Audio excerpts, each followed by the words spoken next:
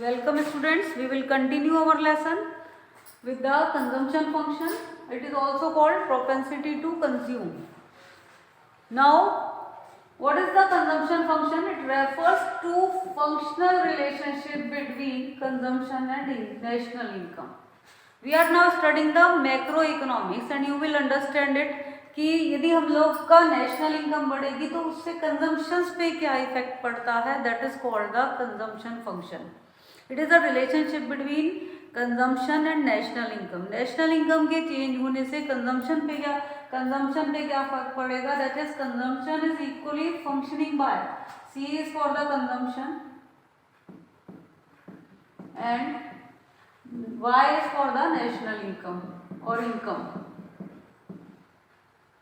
आप इस चीज को याद करिए कि याद रखिए कि मैक्रो बना रहे हैं. यदि हम लोग इनकम भी वर्ड बोल रहे हैं it means we are talking about the national income. Okay, so which type of relationship between income and consumptions. यदि इनकम बढ़ेगी तो यदि इनकम का लेवल बढ़ेगा तो what is will be the effect on the consumption. Consumption भी naturally बढ़ेगा हमारा.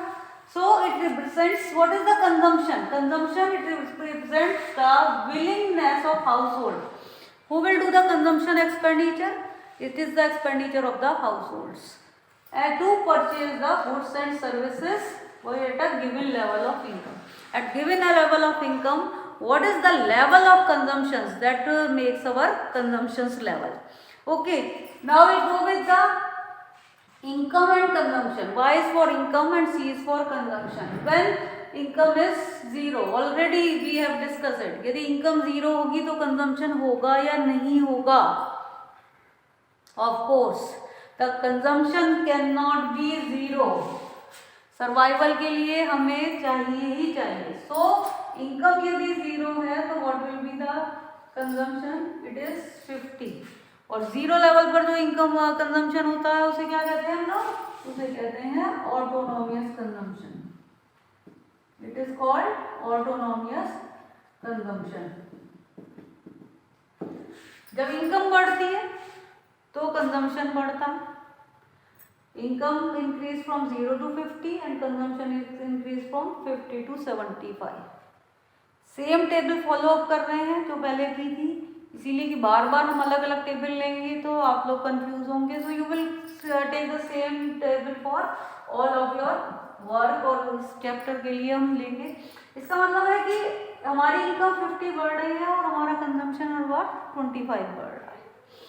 Then income increases 100, consumption is 100. Income increases to 150, consumption 125.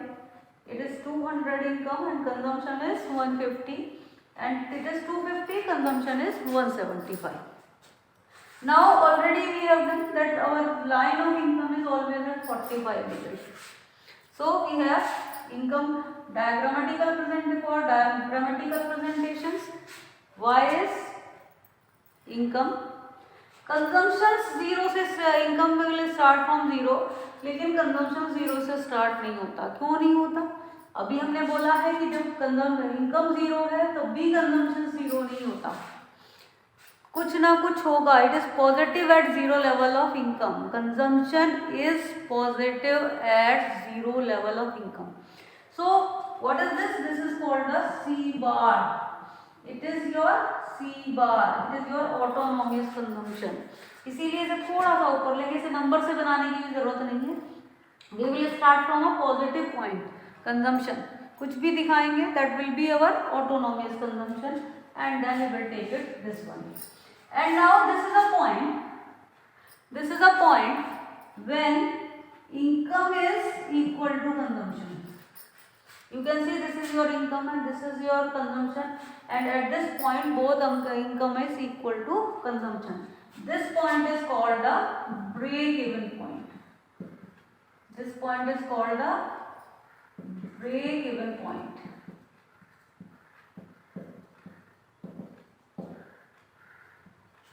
So what is a break-even point? Break-even point is a point when income is equal to consumption. That is called break-even point. And this is what? This is the thing कि यहाँ हमारी income यहाँ पे इधर से table में देंगे. This is the point of the break-even point. when consumption is income equal to income. This is break even point. And here the income is less and consumption is more. We can say Y is more than consumption. Sorry, it is consumption is more than income. This is what, यदि हमारा consumption ज़्यादा है और income कम है, what's about this, कि हम अपनी कहीं पास सेविंग से ये पैसा खर्च कर रहे हैं, तो ये क्या है, यहाँ पे आप देख सकते हैं कि ये कंजम्पशन लाइन जो है, कंजम्पशन कर्व ऊपर है और इनकम कर्व नीचे है। तो ये जो हमारा स्पेस है, ये क्या है, it is known as this savings. This space is known as this saving and you can see here income ऊपर हो गई एंड कंजम्पशन कम हो गया। यहाँ पर डायग्राम में भी हम लोग टेबल में भी देख सकते हैं, यहाँ पर इनकम ज़्यादा है और कंजम्पशन कम है।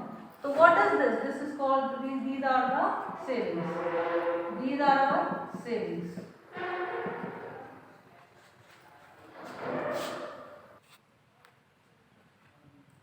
Now we will get two characteristics of the consumptions. As income increases, consumption also increases. Income बढ़ेगी, यदि इनकम बढ़ेगी, किसी की भी इनकम ले लीजिए, यदि इनकम बढ़ेगी, मान लीजिए आपकी इनकम 10,000 है, 10,000 से 20,000 हो जाती है, 20,000 से 30,000 होती है, what will be the effect on consumption expenditure? Of course the consumption will increase, consumption भी बढ़ेगा ही बढ़ेगा। लेकिन पहली प्रॉपर्टी तो ये थी, पिछली बार बताई थी मैंने, अभी आपको बताई है कि कंजम्पशन कभी भी जीरो नहीं होता, ठीक है।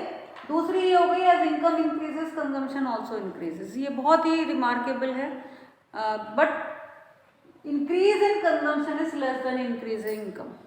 मान लीजिए आपकी income 10,000 and you will spend all the 10,000, you could not save anything, but income यदि 10,000 से 20,000 हो जाएगी, देन सेविंग्स बढ़ना शुरू हो जाएंगी। आप पूरा का पूरा 20,000 नहीं खर्च कर देंगे, उसमें से 2, 3 या 2 और 3,000 आप सेव भी कर लेंगे। 20 से 40 हो जाएगी, सेविंग्स बढ़ती जाएगी। तो क्या है कि जब इनकम बढ़ती है तो कंजम्पशन भी बढ़ता है, बट कंजम्पशन इनकम से कम बढ़ता है। अब प्रोपेंसिटी टू कंज्यूम दो हैं। Number 1, we will are taking average propensity to consume, in short we will called it APC. Short में हम एपीसी बोलते हैं इसे। APC is the ratio of total consumption expenditure to total income. अभी फिर से याद कर ले, मैक्रो पढ़ रहे हैं तो मैक्रो लेवल पर हम लोग देखते हैं कि हमारे देश में इनकम का लेवल कितना है और उस इनकम के लेवल में से कंजम्पशंस का लेवल कितना है। सो पर्सनल पे बात करके समझ सकते हैं कि मान लीजिए मेरी इनकम है 100 रुपये, ठीक है, तो उसमें से यदि या 1000 है इनकम और उसमें से मैं 700 खर्च कर देती हूँ, then what will be my consumptions? It will be 0.7. APC is 0.7. So you can say that also in the percentage that 70% I spend on the consumption, then the consumption will be 0.7. So what is the average propensity to consume? क्या बताता है हमें ये ratio बताता है कि यदि income का लेवल इतना है तो उसमें से हम लोग कितना कंज्यूम कर रहे हैं, उसमें से कितना खर्च कर रहे हैं। सो इम्पोर्टेंट पॉइंट्स, ये आपके 1 मार्क्स के क्वेश्चन के लिए, एमसीक्यू के लिए बहुत इंपॉर्टेंट है ये सारे points. MPC can be more than 1। जब हम लोग आगे कर लेंगे तो हम लोग कह देंगे नहीं MPC, sorry APC can be more than 1। APC कभी भी मोर देन 1 नहीं हो सकता, ऐसा बच्चे बताते हैं मुझे। लेकिन कैन इट इज पॉसिबल कि मेरी जो इनकम है वो 1000 है और मैं उसमें से 1200 खर्च कर रही हूँ, इज इट पॉसिबल और not? Of course it is possible. So what will B that APC, what is the value of APC? If the value of APC is 1.2। अभी हम लोग ये न्यूमेरिकली भी किया था, इनकम थी 50 और हमारा जो कंजम्पशन एक्सपेंडिचर था वो था हमारा 100 या उससे ज़्यादा था, 75 था। तो it is possible, every time it is possible, but APC is more than 1 when consumption exceeds income. जब हमारा कंजम्पशन इनकम से ज़्यादा होगा तो एपीसी मोर देन 1 होगा। एपीसी अभी आप देख लीजिए लॉकडाउन में हर जगह आपका जब बंद था देश, कोई प्रोडक्शन नहीं हो रहा था, इकोनॉमिक एक्टिविटीज़ भी ऑलमोस्ट बंद थी, तब भी क्या हमने कंजम्पशन नहीं किया? यानी देश का जो इनकम का लेवल था, हमारा कंजम्पशंस का लेवल उससे कहीं ज़्यादा था। So APC can be more than 1 when consumption exceeds income. APC is equal to 1, अभी हम लोगों ने से बहुत डिस्कस किया है, it is called the break even point when consumption is equal to income. जब इनकम और कंजम्पशंस बराबर होते हैं, that is APC is equal to 1। कई बार पॉइंट करने के लिए आता है, डायग्राम में बता दिया जाता है कि एपीसी भी पॉइंट करके बताइए कि 1 कहाँ पर होगा। तो APC can be less than 1 simply जब हमारे पास सेविंग्स हैं, when consumption is less than income, तो एपीसी हमारा एपीसी लेस देन 1 होगा। APC falls with increase in income. अभी हमने ये वाली प्रॉपर्टी डिस्कस करी है कि जब इनकम बढ़ती है तो कंजम्पशन उससे कम बढ़ता है, इसीलिए जैसे जैसे इनकम बढ़ेगी एपीसी हमारा फॉल होता जाएगा। APC can never be 0।